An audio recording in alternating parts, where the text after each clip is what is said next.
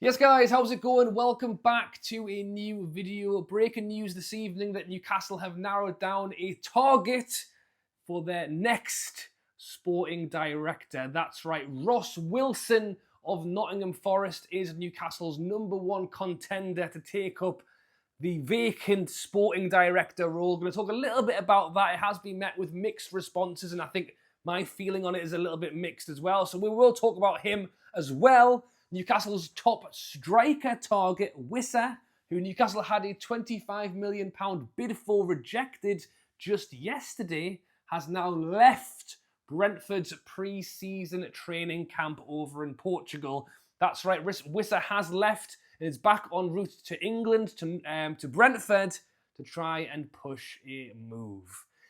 Hope you guys are all enjoying your week so far. As I say, plenty going on in the world of Newcastle. If you are enjoying these update videos, be sure to drop a like, subscribe to the channel as well. I think we're just over 200 subscribers away from 50,000, which is pretty mental. So if you want to help be my 50,000th subscriber, hit the big red button, or whatever colour it is. It changes all the time. Hit the subscribe button. Help a guy out, and let me know your thoughts on, as I say, this is a name we have heard a little bit before. Ross Wilson, currently sporting director of Nottingham Forest. Nottingham Forest fans in the comments saying, please get lost Newcastle, because we've already taken a Langer and we're now back knocking on the door trying to take their sporting director. Obviously, it's been a very, very strange one for Newcastle this summer window. Paul Mitchell got grief when he was here because he didn't do anything. Now he's left and he's getting grief for dropping us in it. So, as I say, I think he hasn't been helpful. Eddie Howe, having 2 days of his holiday, just about puts his head on the pillow and gets a phone call to say you have to come in because Mitchell's bogged off. So, yes, he has definitely created chaos in the time he's been here. But I have to say there must be an element somewhere that it isn't all just his fault, because we've had it with him, we've had it without him. In both ways, it just hasn't really seemed to click. Having said that, this summer so far, we've brought in a Langer. We're going to talk about Wissa in a minute. There is still time, and Eddie Howe and Andy Howe and Nixon can still turn it round. But it's clear that Newcastle aren't giving up on a sporting director. We've seen this just in the announcement yesterday for the new technical director, Suds. That will never not make me laugh. A man who, in fairness, looks quite young and has the name of an 11-year-old coming in as our technical director, but has a great resume, so, I'm sure he'll do great. The name's what makes me laugh. But his announcement article says, will report into new sporting director. So they've not even bothered, they've just taken Paul Mitchell's name out and just put new in the way. So it's clear that the discussions of, well, can Eddie Howe do it? Can Eddie Howe? Clearly, that isn't the move, and Newcastle are pushing to bring in a new sporting director. And could it be Ross Wilson? As I say, reports are actually that he's good friends with Eddie Howe. I've tried to look into, how they may have met. Was it a previous football? I can't find it anywhere. So if you know how they met, was it the pub on a Friday night? Was it I don't know what they do. Chess club? I doubt Eddie Howe's on the, having wild parties. Who knows? I think he's probably more of a glass of wine and read a book kind of guy. The wine club, maybe? But these two are apparently good friends, which was met with a response on Twitter of people saying, handing out jobs to mates, that never normally works. Well, we've tried to force Eddie Howe to work with people he doesn't know, and it hasn't worked so far. So maybe actually giving him somebody he knows and gets on with could actually be the play. He has had some experience, obviously, prior. He was at Rangers, where they won the league, won the Europa, or was in the Europa final. But then I've also read was also the man that Rangers fans protested to get out of their club because he hadn't done a great job.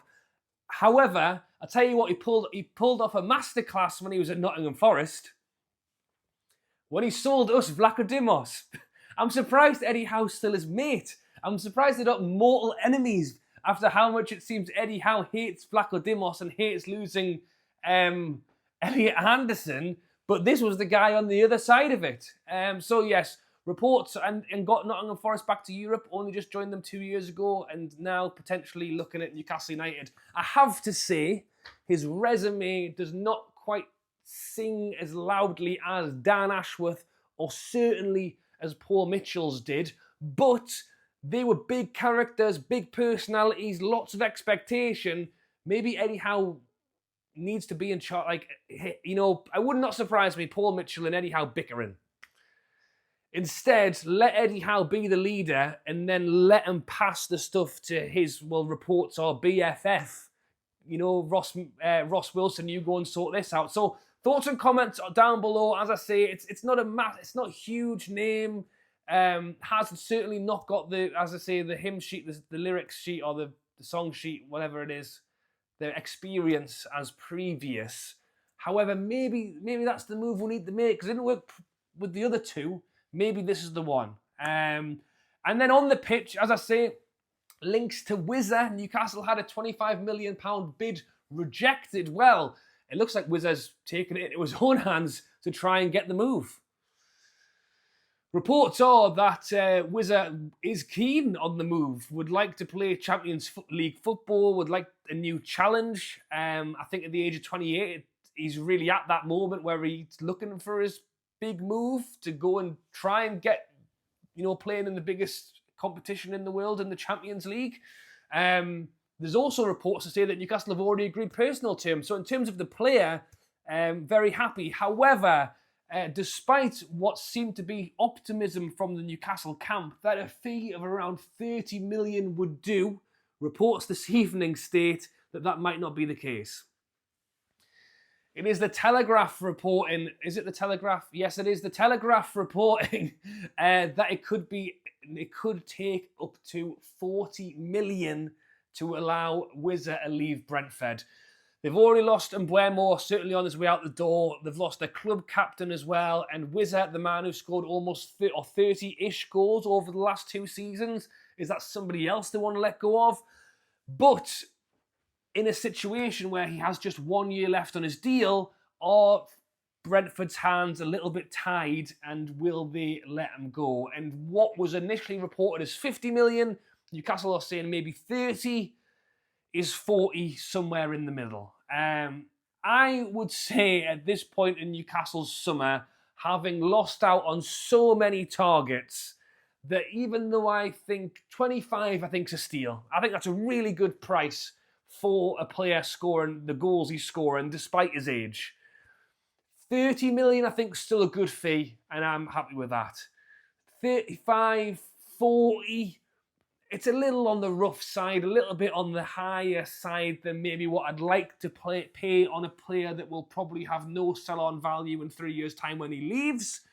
But after the summer we've had so far, after we've not paid the extra 5 million for him, not paid the extra 5 million for that, won't pay the extra 5 million for Trafford to get him over the line. I think if we end up paying 40 million for Wissa, I think it's on the high end. I don't think it's a rip-off. I think 50 million would be too much. I think 40 is on the high end, but if it gets the deal done and we'll get him to Singapore in the next few days to get involved with the lads on pre-season, I think Newcastle should take the plunge and go for it. Let me know your thoughts on that one and if you think Newcastle United should. And as I say, Wissa ain't waiting around. He looks like he wants to move. If the reports are true and he's keen on the move, he's signed personal terms, and we are close on a fee, although generally, and I don't think this is Wissa packing his bags and, you know, going off in a huff. I think he has, you know, just asked Brentford for the conversation to try and get something done. And if he's sat in a room, you know, not with the team anymore because he'd rather move, then that probably helps strengthen our position. If he's sitting there going, look, I'm not going to sign a new deal. I'll stay for another year if you want, but you're going to get nothing for me when I leave in a year's time. Or meet Newcastle in the middle on 35 and get the deal done. The only trouble is, and as we've seen this many times this season so far, we aren't the only team in for him. Spurs are also being linked. And it's fair to say that if Wissa is pushing for a move, that Newcastle are in the are in one of the front row seats. But we aren't the only one. And it's not to say that should Newcastle offer 35, 40. In fairness, I think if we offered 40, we may well get him. I think if we are waiting on a 30 million deal to go through, it makes it far too easy for Spurs to come in and offer 35 and they nab him as well. So there's a little bit of both there. There's Newcastle paying on the high side to get it done quickly, but it's also to make sure that we're not beat to the post like we have been already this summer. So let me know your thoughts on Wissa down in the comments below. Is he still a player that you want to see Newcastle go for? Is the fee of 35, 40 million too high? Or is it worth paying to get it done? And thoughts and comments on the sporting director. Look, it's clear that Newcastle want one. And I think we need one. If he came in tomorrow, he's not really going to have the time or chance to impact this current summer. If I was Newcastle United, I would be concentrating on using any available person to help Eddie Howe deal with what's going on right now. When the season starts, go to your heart's content on looking for a sporting director. I don't really know why we're putting energy into doing it right now when it's too late.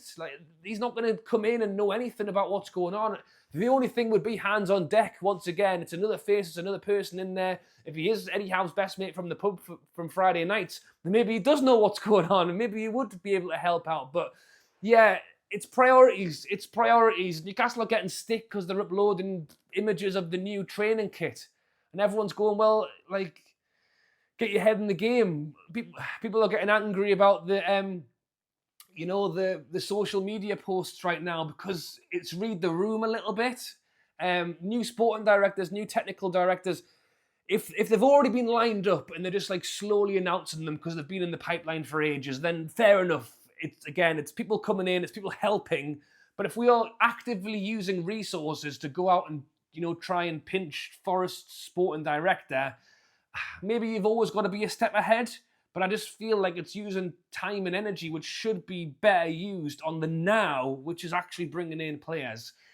Why Darren Eales, in ill health, is still the CEO as well. Why aren't we doing something about that position before we try and sort out the sporting director? So yes, I can see why there's frustration flying. I think if we could get Wissa done in the next few days, all of a sudden that relieves a little bit of pressure. That's right wing striker done.